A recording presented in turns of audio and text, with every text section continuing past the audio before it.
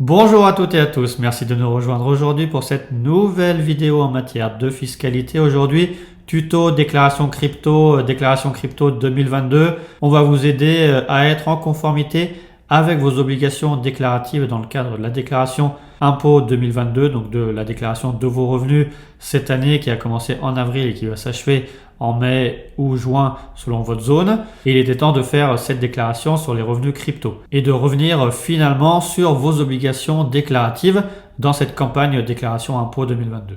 Puisque vous savez, lorsque vous avez eu des cryptos sur 2021, vous allez devoir déclarer à la fois vos comptes crypto détenus à l'étranger et également calculer ces fameuses plus-values ou moins-values dans le cadre de ce formulaire 2086. Et si à la fin vous avez une plus-value sur vos opérations 2021, payez cette fameuse flat tax à 30%. Donc c'est tout ce qu'on va voir dans la vidéo. On va vraiment aller dans les déclaratifs pour suivre pas à pas ce que vous devez faire pour être en conformité sur votre déclaration crypto 2022. Donc c'est parti.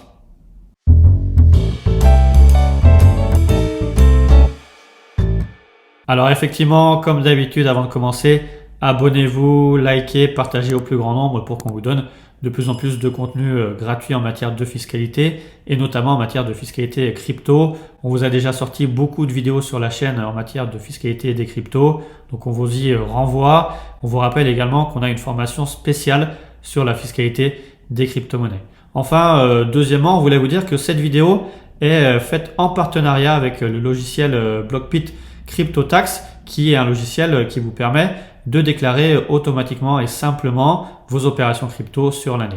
Donc on va y revenir un peu plus en détail dans la vidéo lorsqu'on va vous faire le tuto sur le formulaire 2086 et vous dire exactement comment cet outil vous sera utile pour faire votre déclaration. Mais en tout cas, nous, ce qui nous intéresse pour commencer le pratico-pratique, c'est de se dire quelles sont déjà vos obligations déclaratives en matière de crypto cette année 2022, puisque on est rentré dans cette campagne de déclaration impôt 2022. Et si vous avez fait des opérations sur des cryptos en 2021 ou que vous avez détenu des comptes à l'étranger en 2021, vous êtes soumis à des obligations déclaratives.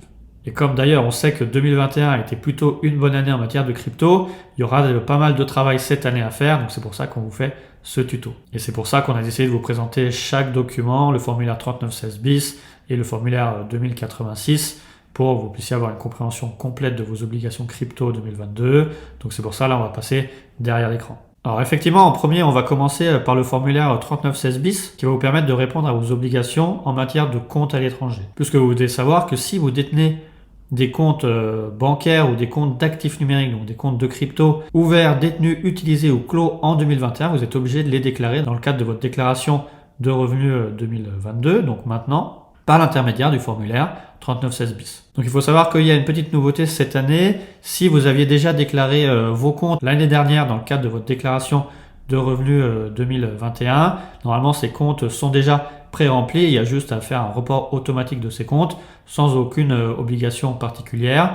Validez bien quand même que la case 8UU de votre déclaration 2042 est bien cochée. Sinon il faudra aller la cocher pour bien valider la déclaration de vos comptes à l'étranger. Donc c'est pour ça, tout d'abord, pour aller chercher ce fameux formulaire 3916 bis, vous allez partir sur votre espace en ligne impôt.gouv. Donc vous allez cliquer sur votre espace particulier, mettre votre numéro fiscal. Bien sûr, si c'est votre première déclaration et que vous n'avez pas encore de numéro fiscal, et que vous n'avez pas reçu votre numéro fiscal cette année, vous allez devoir déposer votre première déclaration sous format papier et aller chercher ces formulaires 3916 bis et 2086 sur le site impôt.gouv dans la catégorie recherche de formulaires et les envoyer en papier avec votre déclaration de revenus 2042 pour créer justement votre compte fiscal et votre numéro fiscal. Et on va plutôt partir du fait que vous avez déjà votre numéro fiscal et que vous pouvez accéder à votre espace en ligne, à votre tableau de bord. Donc vous allez aller dans la déclaration, cliquer sur accéder à la déclaration en ligne. Ensuite vous allez valider toutes les étapes de présentation sur l'état civil, etc., votre adresse, etc. Vous allez tomber sur cette page où vous allez chercher justement dans les déclarations annexes le formulaire 3916 bis et aussi ce formulaire 2086. Par principe, si vous aviez déjà déclaré l'année dernière, cette case sera déjà cochée, mais sinon il faudra bien aller dans la recherche des déclarations annexes pour cocher sur cette case de 3916 bis. Ensuite, vous allez pouvoir commencer votre déclaration et cliquer directement en haut à droite sur la partie annexe 3916 bis et faire votre déclaration. Vous allez tomber sur cette page, donc cette déclaration pour un résident fiscal, des comptes détenus, utilisés ou clos à l'étranger. On va vous demander justement combien de comptes vous avez déclarés et n'oubliez pas que cette obligation concerne donc les résidents fiscaux en France qui ont ouvert, détenu, utilisé ou clos en 2021 un de ces comptes. Donc si vous avez clos un de vos comptes d'actifs numériques au 31 décembre 2021 ou au 1er janvier 2021, vous serez quand même obligé de le déclarer. De même, si vous n'avez pas utilisé ce compte sur l'année 2021, vous serez quand même obligé de le déclarer si vous ne l'aviez pas déclaré précédemment. Donc vous allez mettre le nombre de vos comptes, par exemple là on va mettre 4. On va vous demander sur votre foyer fiscal qui c'est qui détient ces comptes, donc vous allez cliquer sur la personne qui détient ces comptes. Ensuite on va vous demander justement, comme c'est un formulaire mixte sur compte bancaire d'actifs numériques et contrat de capitalisation, vous allez spécifier que c'est actif numérique, puisque effectivement en aparté, n'oubliez pas que vous avez aussi des obligations de déclaration de vos comptes bancaires à l'étranger et n'oubliez pas que la plupart des comptes bancaires en ligne sont des comptes à l'étranger type N26 Revolut. Pour ça, on vous renvoie à la vidéo qu'on a fait dessus et sur les obligations en la matière. Mais pour nous, ce qui nous intéresse, c'est ce déclaratif 3916 bis des comptes d'actifs numériques. Donc vous allez remplir tous les éléments obligatoires sur lesquels il y a une astérisque. Donc vous avez le numéro de compte, ensuite la date d'ouverture. Vous allez aussi mettre la désignation du gestionnaire du compte, son adresse, le pays justement du gestionnaire du compte, le complément d'adresse. D'ailleurs à ce sujet, faites attention quand vous allez marquer les adresses, puisque vous ne pouvez pas mettre de virgule ou d'accent particulier, sinon c'est pas pris en compte dans le déclaratif. Et ensuite vous allez mettre le site internet de votre exchange. Donc si par exemple on peut parler de Binance, vous voyez que Binance c'est à Malte, et il y a l'adresse. Vous allez retrouver assez facilement toutes ces informations sur internet, sur les sites spécialisés, où vous allez retrouver en fait pour tous vos comptes, pour tous les exchanges, facilement les adresses et les éléments à reporter dans ce 3916 bis. Ensuite, vous allez mettre si vous êtes titulaire en nom propre ou si vous avez une procuration sur ce compte. Et enfin, vous allez spécifier votre usage, si c'est à titre personnel, professionnel ou mixte. Donc par principe, ça devrait plutôt être un usage personnel. Donc vous voyez, vous avez déjà rapidement rempli votre premier compte.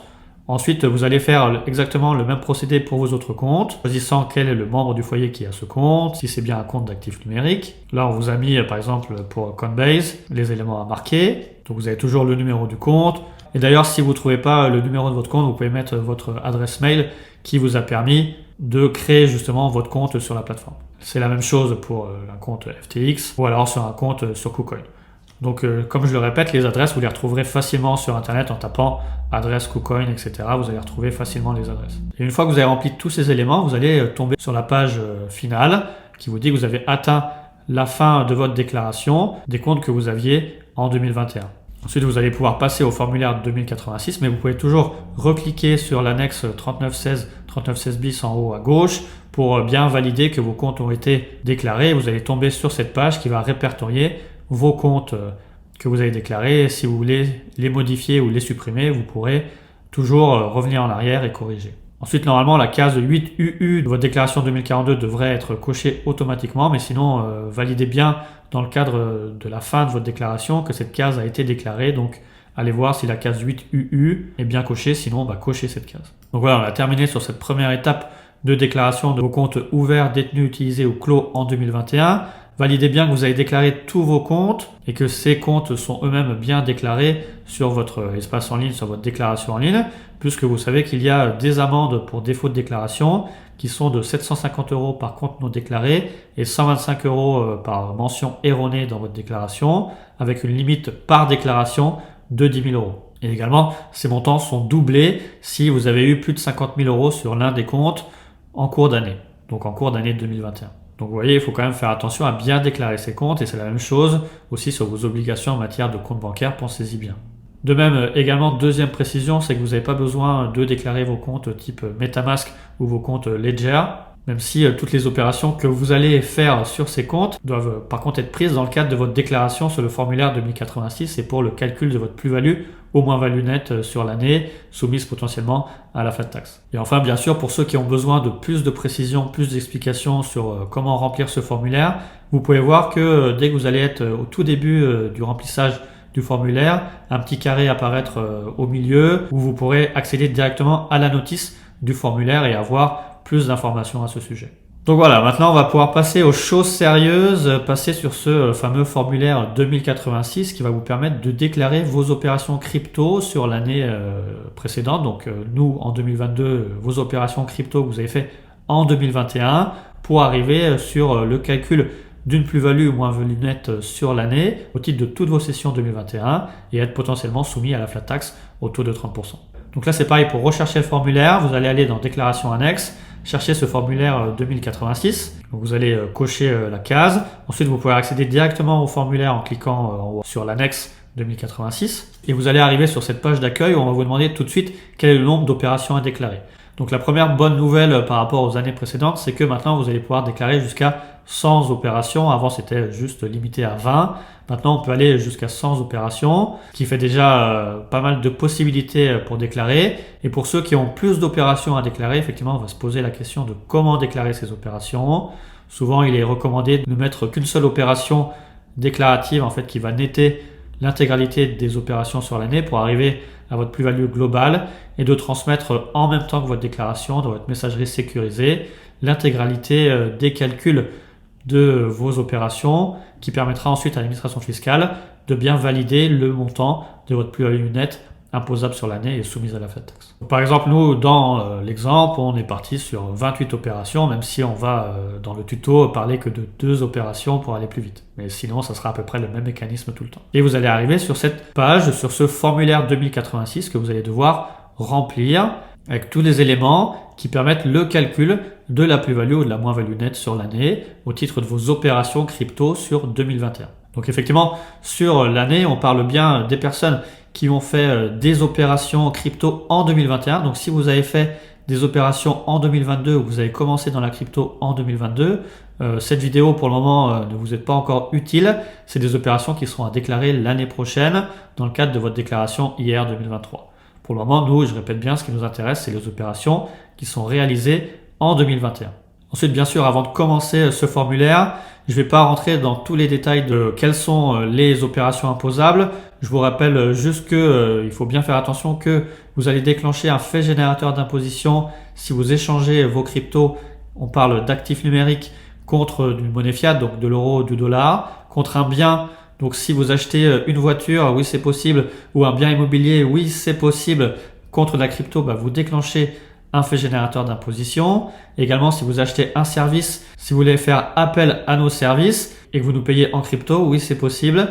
Dans ce cas-là, vous devrez également calculer une potentielle plus-value. Donc faites attention à ceux qui utilisent des cartes type carte Binance ou qui achètent des biens ou des services. On a pas mal de questions sur la possibilité d'acheter de l'or pour ensuite profiter de la fiscalité particulière en matière d'or. On vous rappelle que si vous achetez un bien ou un service, c'est aussi un fait générateur d'imposition et vous aurez une potentielle plus-value à calculer. Puisque c'est seuls les échanges crypto-crypto, en fait en actif numérique contre actif numérique, qui permet d'avoir ce sursis d'imposition. Donc vos échanges crypto contre stablecoin, voire contre NFT, même si la question de NFT est un peu plus complexe que de le qualifier comme un simple actif numérique, notamment au titre de l'actualité assez récente. Pour ça, on vous renvoie à notre vidéo spéciale sur la fiscalité des NFT. Ensuite, je rentre pas non plus sur la définition de gains à titre occasionnel ou de gains à titre habituel. On a fait une vidéo aussi spécifique sur les qualifications en matière de trading, notamment suite au rescrit fait par Asher. Donc on vous renvoie également à notre vidéo, puisque pour les traders, vous serez imposable en matière de BIC puis en matière de BNC à compter des opérations réalisées à compter du 1er janvier 2023. Et enfin également, je ne rentre pas dans la spécificité des mineurs qui sont imposables en BNC. On a fait des rescrits, on a eu des retours de rescrits et on a une vidéo qui va sortir aussi cette semaine et peut-être qu'elle sera déjà sortie au jour de visionnage de la vidéo. Et sinon, on a déjà parlé sur la chaîne LFDM, la ferme du mineur, où on a exposé justement toutes ces implications fiscales.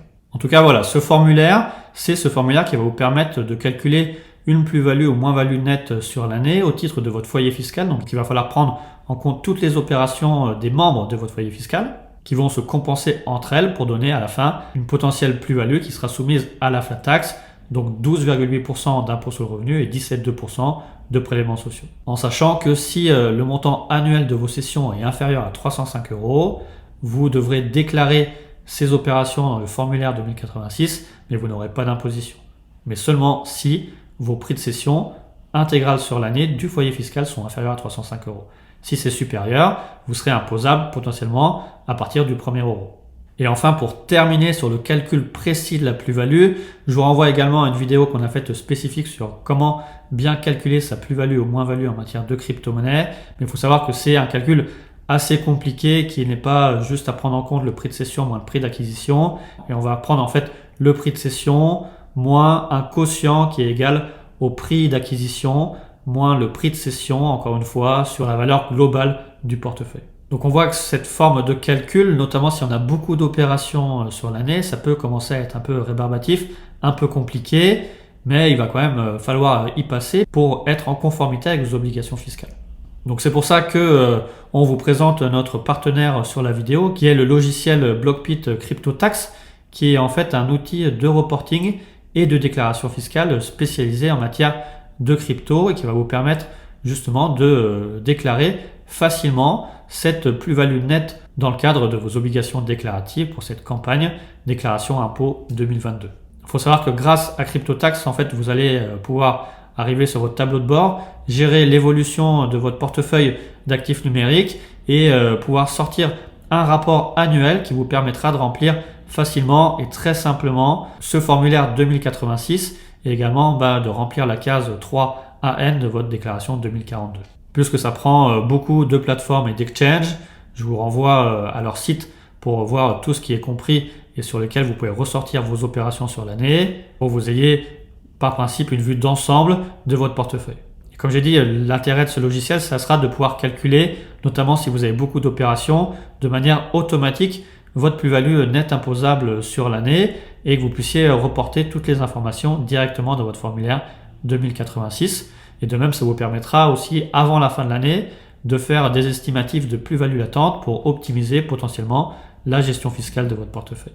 Et également, gros point fort de ce rapport et de cet outil, c'est que c'est validé par le cabinet de conseil et d'audit KPMG qui permet d'avoir des rapports qui sont chaque année en conformité avec les obligations de la fiscalité française et justement vos obligations déclaratives en la matière. Et pour voir justement comment est ce rapport, vous voyez à l'écran que vous aurez la fiche récapitulative de ce que vous avez fait sur l'année 2021 avec le relevé et le résumé de toutes vos transactions et aussi l'aide au remplissage du formulaire puisque ça va vous donner le montant total de vos plus-values ou moins-values sur l'année et ça va vous aider, comme je l'ai dit, à faire ce report de la déclaration 2086 au titre des opérations crypto réalisées en 2021. Vous voyez, ça va tout reprendre, chaque case qu'on va d'ailleurs détailler derrière avec les cases pour justement avoir un déclaratif précis à donner à l'administration fiscale et aussi reporté dans la case 3N. Donc on voit que c'est bien validé par les utilisateurs, notamment sur Trustpilot, et qu'il y a des bons avis sur l'utilisation du logiciel. Et d'avoir ce rapport, ça va également vous aider dans le cadre d'un potentiel futur contrôle, puisque vous aurez un rapport que vous pourrez sortir de manière automatique pour le transmettre à l'administration fiscale en cas de contrôle et pouvoir justifier chaque opération. Et enfin, pour terminer sur cette présentation, aussi sur leur prix, ils ont une partie gratuite si vous avez moins de 25 transactions sur l'année. Ensuite, jusqu'à 1000 transactions, ils ont une offre spéciale à 49 € qui vous permet justement de valider par principe toutes vos obligations déclaratives en tant que cession occasionnelle d'actifs numériques et sur cette imposition du 150 VH bis. Donc c'est l'offre du moment qui vous permet de déclarer jusqu'à 1000 transactions et d'obtenir ce rapport pour remplir directement vos obligations fiscales. Ensuite, ils ont deux autres offres. Là, ça va plutôt s'intéresser pour les traders pour 199 € et après pour les transactions illimitées à 599 €. D'ailleurs, à ce titre, ils vont communiquer un lien d'affiliation qui est en commentaire épinglé qui vous donnera droit à une réduction complémentaire de 25%. Et c'est une réduction que vous pourrez bénéficier jusqu'au mois de septembre 2022. Donc cet outil vous permettra de bien simplifier votre vie en matière déclarative et de reporter ce que vous avez dans le rapport pour être en conformité avec vos obligations fiscales. Puisqu'on va voir que ça peut vite paraître un peu compliqué sur le descriptif de vos opérations, puisque maintenant on va pouvoir rentrer dans le tuto en tant que tel du formulaire 2086. Puisque comme on le voit, il va falloir faire pour chaque déclarant, donc chaque personne du foyer fiscal qui a eu des opérations crypto sur 2021, reporter plusieurs informations et des informations sur lesquelles il faudra être sûr des données. Donc on va vous demander d'abord la date de cession, Ensuite, la valeur globale du portefeuille au moment de la session. Donc, ça veut dire qu'à chaque session, à chaque opération que vous avez fait sur 2021, il va falloir être en mesure de connaître la somme des différentes cryptos, donc de vos différents actifs numériques que vous détenez. Et là, il faut bien faire attention, ça sera quel que soit le support de conservation.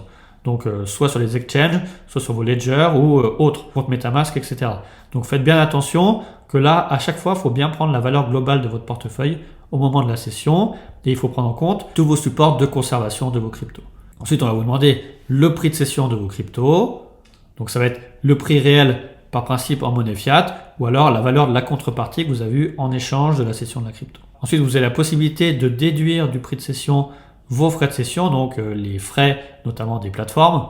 Ensuite, ça vous fait un calcul direct du prix de cession net de frais, notamment si vous n'avez pas de soult, parce que les soults, c'est plutôt sur des opérations spécifiques d'échange crypto-crypto avec une partie payée en monnaie fiat, mais ce n'est pas les opérations vraiment les plus courantes. Par principe, il faut aller directement en CAS 218. Et ensuite, il va falloir déterminer le prix total d'acquisition. Donc dans ce cas-là, vous allez mettre en fait tous les prix, tous les montants que vous avez payés pour l'acquisition de toutes les crypto-monnaies, de tous vos actifs numériques que vous avez dans votre portefeuille. Donc c'est important de pouvoir retracer tous les prix que vous avez payés pour justement acquérir votre portefeuille d'actifs numériques au moment de la session. Et ensuite, ça va vous faire un calcul automatique. Et si vous avez juste une opération sur l'année, voilà, ça va être assez simple. On s'arrête là. On va avoir une plus-value ou une moins-value qui sera reportée de votre déclaration 2042C.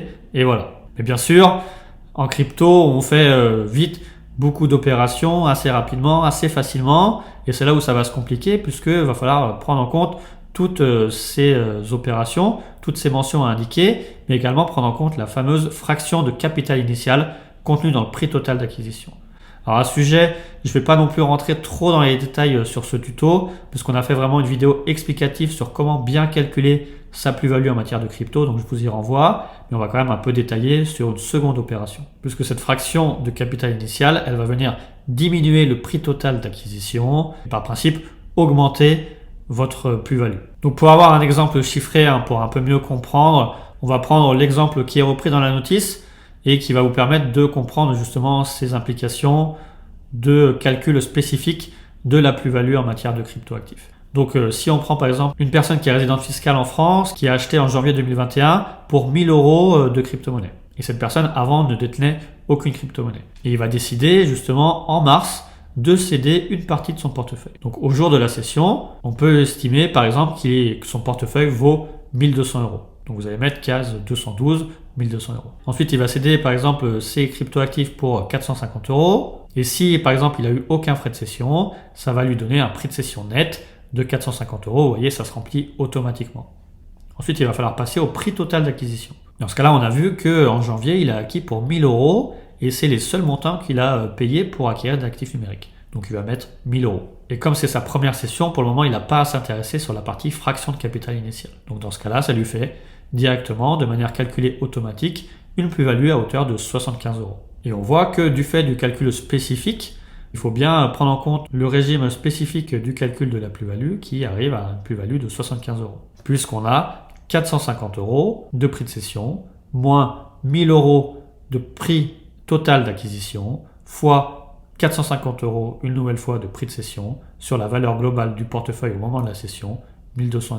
Donc ça fait bien 450 moins 375 égale 75 €. Vous voyez, ça peut être assez compliqué. Si une partie est calculée automatiquement, on va voir que dès que vous allez avoir plusieurs opérations, ça va commencer à être un peu plus technique. Et également, on peut estimer qu'en août 2021, ce contribuable résident fiscal décide de céder l'intégralité de son portefeuille d'actifs numériques. Alors, on lui aura peut-être pas conseillé de céder son portefeuille en intégralité, mais c'est possible qu'il veuille se désengager du monde crypto-actif et de céder l'intégralité de son portefeuille ou s'il a un besoin d'argent rapide.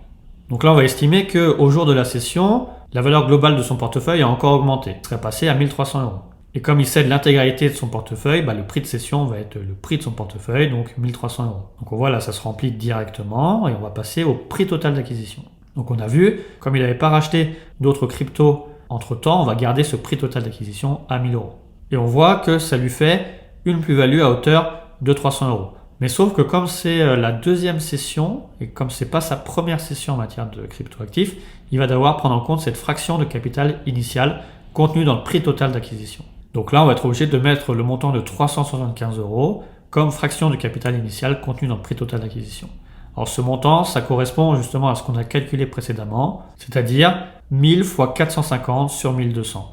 Donc on se rappelle, sur l'opération précédente, c'était 1000 euros de prix total d'acquisition, donc le montant total d'argent payé pour avoir ce portefeuille d'actifs numériques, fois le prix de cession de la première session, donc 450 euros, divisé sur la valeur globale du portefeuille au moment de la session précédente, donc 1200, ce qui vous fait bien 375 euros. Donc c'est pour ça qu'on reporte 375 euros et on voit que ça modifie assez clairement le montant de la plus-value qui n'est plus de 300 mais de 675 euros. Donc c'est vrai que c'est un peu dommage qu'il n'y ait pas un calcul automatique qui soit fait directement sur ce formulaire en ligne, puisqu'on donne déjà toutes les informations par étape et que ça peut entraîner certains manquements et certaines omissions qui peuvent être préjudiciables en cas de contrôle, puisqu'on voit qu'on va minorer sa plus-value si on oublie de mettre cette fraction de capital initial. Donc peut-être que ça sera quelque chose à améliorer pour le déclaratif de l'année prochaine. Mais en tout cas, n'oubliez pas de mettre cette fraction initiale, parce que sinon vous allez réduire votre plus-value imposable et par principe le montant de l'impôt dû. Et vous voyez que c'est quelque chose que vous allez devoir refaire pour chaque session et recalculer également cette fraction de capital initial pour chaque session pour être bien sûr de mettre les bons montants, et en sachant qu'il faudra aussi ne pas oublier de mettre vos frais de cession sur les plateformes parce que ça va venir diminuer le montant de votre plus-value. Donc une fois que vous avez rempli toutes vos opérations, donc plus vous en avez, plus ça va vous prendre du temps et ça va être long à déclarer, vous allez cliquer sur suivant et vous allez tomber sur ce récapitulatif au niveau du foyer fiscal. Donc ça va vous faire le prix total des sessions qui sont faites au niveau du foyer fiscal. N'oubliez pas que si c'est inférieur à 305 euros, toutes les sessions vont être exonérées. Et si les prix de cession sont supérieurs à 305 euros, toutes les sessions seront imposables à partir du 1er euro. Et ensuite, si vous n'avez pas fait de moins-value, vous aurez le montant total de votre plus-value imposable à la flat tax et qui devra être reporté sur la case 3N de la 2042C. Et si c'est des moins-values, c'est la case 3BN de la 2042C. Ensuite, bien sûr, si vous avez besoin de plus d'informations sur le formulaire, vous pouvez cliquer sur la notice en haut à droite. Vous allez accéder à la notice du formulaire pour plus d'informations. Et une fois que vous avez cliqué sur suivant, vous allez arriver sur la page récapitulative du montant de votre plus-value à déclarer et qui normalement sera reporté automatiquement si vous cliquez bien sur la case reporter sur justement votre 2042C, case 3AN si c'est une plus-value. Et c'est pour ça qu'il faudra aussi bien vérifier par vous-même que vous avez une plus-value imposable qui a bien été reportée dans votre déclaratif lorsque vous allez dérouler votre déclaration de revenus 2022. Et c'est bien sûr cette plus-value qui sera soumise à la flat tax de 30%. Donc voilà, on a terminé sur ces obligations déclaratives. N'oubliez pas qu'à la fin de votre déclaration de revenus, vous aurez un dernier récapitulatif de tous vos revenus et également de vos mentions en matière de plus-value et de compte à l'étranger. Validez bien que tout a été bien déclaré avant de signer votre déclaration. Et sinon, vous pouvez cliquer sur corriger en bas à gauche pour revenir en arrière et reprendre votre déclaration. Donc voilà, on a terminé sur ces obligations 2086 et 3916 bis. Sur les obligations 2086, faites bien attention justement au calcul de cette plus-value. Prenez bien le temps de tout calculer, d'avoir les bons montants, de rechercher les montants pour chaque opération, chaque session. Puisque vous le savez, si vous avez des omissions où vous n'avez pas déclaré vos plus-values, vous êtes soumis potentiellement à un intérêt de retard à hauteur de 0,2% par mois et aussi des majorations qui peuvent être de 10, 40% pour mauvaise foi, voire 80% en cas de manquement délibéré. Donc ça peut monter potentiellement assez vite pour les sanctions fiscales, voire même des sanctions pénales dans les plus gros cas, notamment si vous avez un rappel de droit supérieur à 100 000 euros avec certaines majorations, où là vous allez peut-être rentrer dans la fraude fiscale. Ensuite, deuxième remarque, gardez bien tous les justificatifs et notamment les rapports si vous passez par des logiciels en ligne qui vous permettront de justifier auprès de l'administration fiscale du bon calcul de votre plus-value et du respect de vos obligations. Et enfin, pour terminer, troisième précision, on en a déjà beaucoup parlé dans nos autres vidéos, mais n'oubliez pas que si vous faites une moins-value, malheureusement cette moins-value est non reportable sur les années suivantes. Elle peut juste être compensée sur votre plus-value de l'année sur lesquelles vous allez déclarer. N'oubliez pas que pour le moment, c'est une imposition quand vous êtes en gain de cession occasionnelle, donc sous le 150 VH bis, c'est une imposition à la flat tax, mais vous aurez à partir des opérations et des cessions réalisées à compter du 1er janvier 2023 la possibilité d'opter pour le barème progressif si vous avez des petits revenus, ce qui vous permettra de descendre en dessous des 30% et de payer peut-être au minimum 17,2% seulement de prélèvements sociaux. Ensuite, bien sûr, comme on l'a dit avant, faites attention à la distinction entre gain de cession habituel, professionnel ou gain de session occasionnel, puisque si vous êtes considéré comme un vrai trader avec un caractère habituel, vous serez soumis au régime BIC et BNC à compter de vos opérations réalisées à compter du 1er janvier 2023. Pour ça également, on vous renvoie à toutes nos vidéos de précision qui vous permettra d'être bien sûr que vous êtes dans ce régime de gain de session occasionnel soumis au formulaire 2086 et ensuite à l'imposition à la flat tax. Et en tout cas, dans l'attente de potentielles modifications, peut-être dans le cadre de la loi de finances pour 2023 ou du projet de loi de finances pour 2023, avec de nouveaux amendements qui vont pousser pour le développement des crypto-monnaies, de la fiscalité des crypto-monnaies, puisqu'on se rappelle déjà que dans le cadre du projet de loi de finances pour 2022, on vous avait fait une vidéo spécifique sur toutes les mesures apportées, qu'il y a eu beaucoup d'amendements déposés, notamment sur le report des moins-values sur les années suivantes, sur la possibilité d'avoir un montant d'exonération jusqu'à 3 000 € au lieu de 305 €, également la possibilité d'avoir un régime d'optimisation fiscale en matière d'apport-cession qui permettrait justement d'améliorer la fiscalité des crypto-monnaies en France à compter de 2022 ou 2023. Donc c'est pour ça il faut rester attentif sur la fiscalité applicable en matière de crypto-monnaie. Ce qu'on vous a donné dans la vidéo, c'est le régime applicable maintenant. N'oubliez pas que ça va changer un petit peu à partir de 2023, mais des opérations réalisées en 2023. Et peut-être qu'il y aura encore des changements en septembre ou octobre 2022. Donc suivez bien notre chaîne, on vous informera de toutes ces questions-là et on vous renvoie à toutes nos vidéos sur la fiscalité des crypto-monnaies et aussi sur les possibilités d'optimisation fiscale en matière de crypto-monnaies. Donc voilà, on a terminé. Abonnez-vous, likez, partagez. Laissez-nous en commentaire toutes vos questions. On va essayer d'y répondre le plus rapidement possible. Et dans l'attente, on vous dit merci et à bientôt.